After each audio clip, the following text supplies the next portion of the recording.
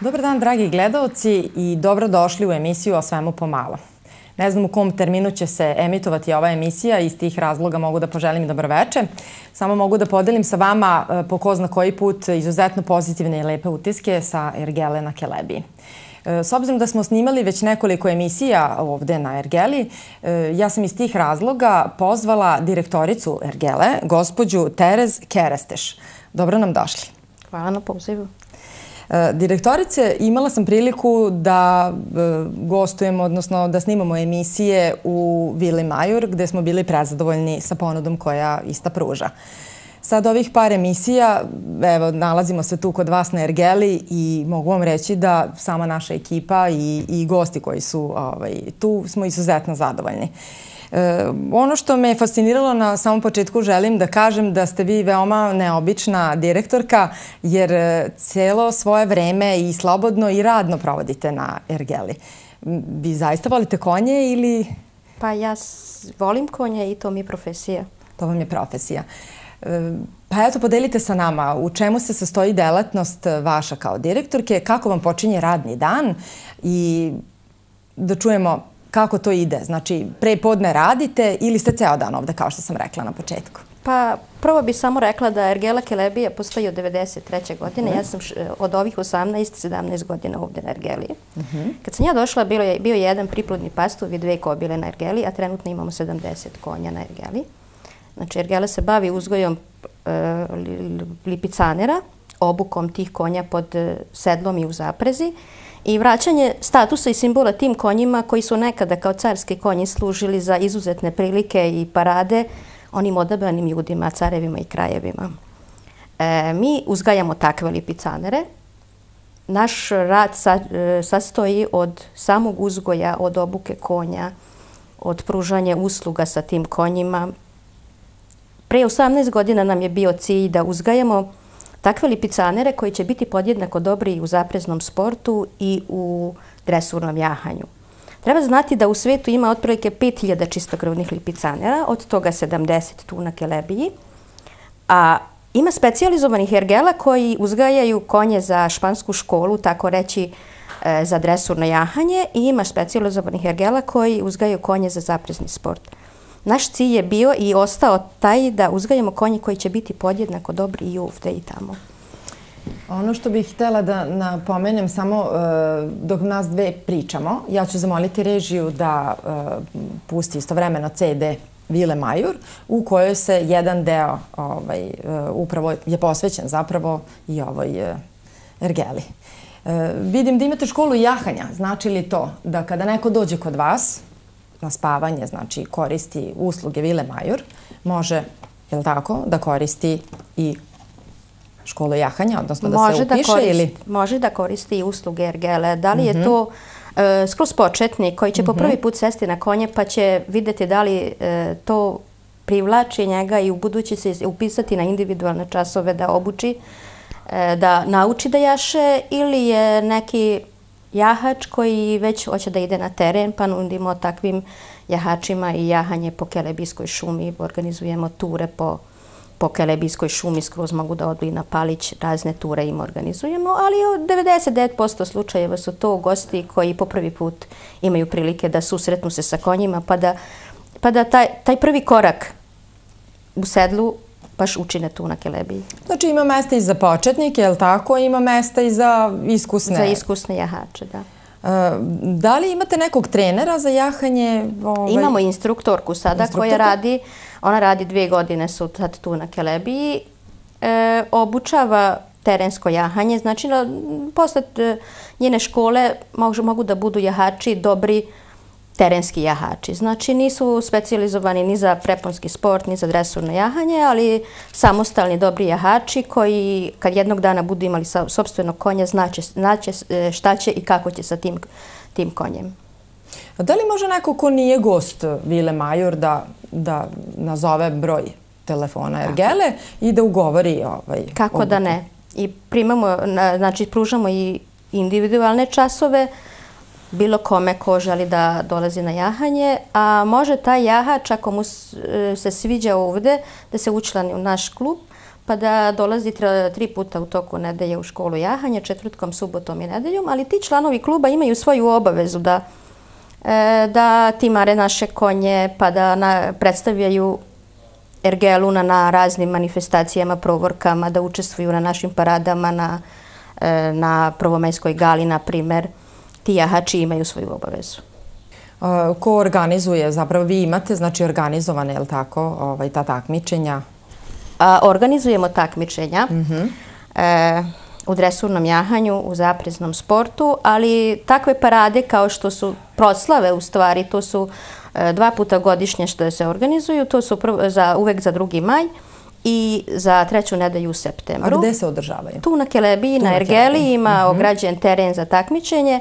To su 99% program od sat vremena uz muziku, gde ima show programa dresurnog jahanja. Napredna škola jahanja. Vidim da tu ima raznih mogućnosti. Jahanje u hodu, kasu, galopu, skretanje konja, kruženje, serpentine, vežbe preko kavaleta, pravilno prikupljanje, aktiviranje, priprema za terensko jahanje. Ovo iziskuje dosta vremena. Koliko je najkraća, a koliko je najduža škola jahanja? To se jako teško reći. To sve zavisi od jahača, od osjećaja ritma, kako se taj jahač snalazi u sedlu.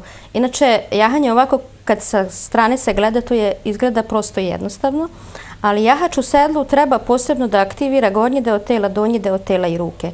To čovek u mozgu, taj jahač u mozgu treba da razdvoji 3 dela tela i da se snalazi na raznim situacijama suprotno od instinkta. Naprimjer, ako se konj uplaši, ako jahač u sedlu, instinktno će se stisnuti konja, a s tim će naterati da konj još ide brže i da beži.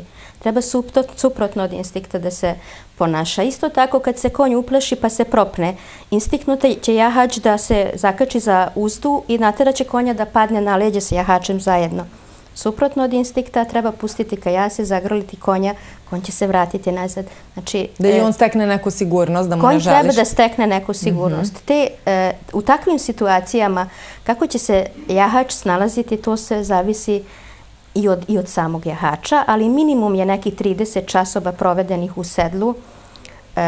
Onda praktikujemo da odvedemo jahača na terensko jahanje. Znači minimum 30. Minimum 30. A tih 30 časova, da kažem, čas traje koliko? Sat vremena. Sat vremena. Znači tih 30 sati se jaše konj koji je, sad da kažem, kao poni ili ovaj koji je iskusan, odnosno onaj koji, pretpostavljamo da se daju ovi manji konji, je li tako? Prvo da bi... Ne, jahači koji su stariji od 10 godina, njima se već daje velik konj ili picaner, ali mirni staloženi konji su u pitanju. Znači, kad zauzdamo tog konja po glavi već i po faci, već vidimo da tom konjem možemo da radimo bilo šta, konj će nas čuvati, neće mu pasti. Tako da na početku jašu toliko mirne konje kad su već nekako jahači naučili osnove jahanja, onda dobiju boje ujahane konje i normalno uz instrukcije instruktora nauče da sami oteraju konja, da skreću s konjem, da preskaču male prirodne prepreke i takve radnje da rade. Ovo što vidimo na ekranu, to su zapravo turisti, je li tako, koji se voze na relaciji od Ergele do Vile Majur. Pa Ergela Kelebija pruža uslugu kratke vožnje, to je obilazak Ergele sa fijakerima do šume u Vili Majur i nazad. To je otprilike 25 minuta, pola sata. A nudimo i dugu šumsku vožnju gde se vozi po Kelebijskoj, Bagremovoj i Borovoj šumi. To je dužina vožnja otprilike sat i 15 minuta. Vole ljudi, je li tako? Pa ljudi vole, obično iz Velegrada kad dođu, njima je to onda poseban čar. To je njima događaj? Da. A deca? Pa deca isto uživaju, oni nemaju prilike. Šta deca znaju? Znaju za automobil i za kontakt ključ u bravi. Oni ne znaju, oni znaju samo iz bakinih priča da se nekada se vozilo s konjima. Da, nekad je to bilo, pošto smo bili selo, da kažem, Subotica. A ovi mali konji, ovi poni, je li tako? Da. Oni služe za decu manjeg uzrasta? Pa do 10 godina deca jašu ponija, ti šetlandski konji, mi imamo 5 takvih konja. imamo i mirnije i malo nestašnije, imamo i niže i višlje, tako da uz visinu i starost dece tako praktikujemo da uvek deca ima neki osjećaj, neki pozitivan osjećaj kad siđe s konja da je on jahao konja. Iako je pravilo da što manje dete hoće da jaše većeg ili višljeg konja. Stvarno? A jel se boje? Ko se više boje? Odrasli ili deca? Pa deca nemaju taj osjećaj straha. Nemaju osjećaj straha. Ovo sve što gledamo, to su pretpostavljene ekskurzije? To su dečije ekskurzije koji dođu na pola dana, na dan. Odakle dolaze? Pa dolaze i zavisnosti od uzrasta dece. Mlađe deca dolaze iz okoline Subotice, starije iz Srbije i okolina Beograda, još i južnije. Imate rezervacije tako učestale onih koji su dolazili ranije, nastavljaju, imaju kontinuitet? Sarađujemo sa turističkim agencijama, a sezona dečijih izleta je od početka maja do kraja juna. I onda su rezervacije i obično turističke agencije koji su bili zadovoljni prošle godine, doneće i ove godine grupe. Ko brine o konjima? Veterinari subotički dolaze ili? Pa mi imamo veterinara koji radi po ugovoru i po pozivu dolazi. Pa obično su to sportske povrede koji su u pitanju koje veterinar treba da liči ili ultrazvučni preglednik kod graviditeta kobile. Da, vidim, team building, seminari, promocije, sastanci na ergeli također se održavaju. O tome sam pričala i sa gospođicom Jelenom, PR-om Vile Majur. Također mi je objašnjavala i našim gledalcima šta je to team building, seminari, promocije i sastanci koji su također učestvali tamo, a samim tim gosti odatle dolaze. Jeste, sarađuje. Vidim, imate i Mikulaše na ergeli, narodni običaj, igre. O tome ćemo nakon muzičkog spota.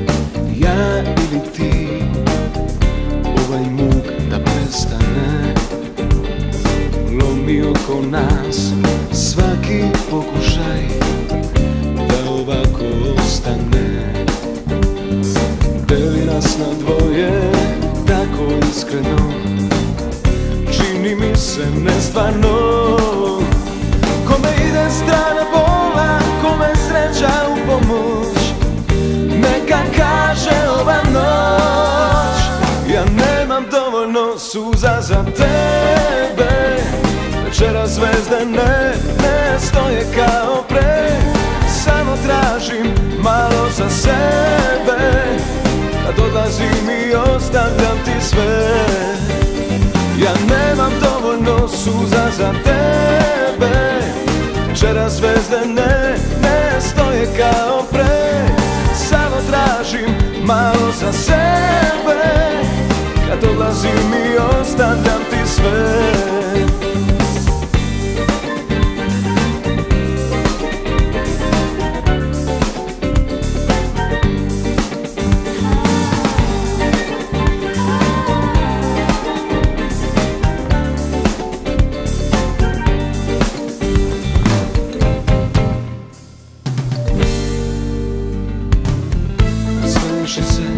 Nasmeši se ti, okreni se i pozdravi.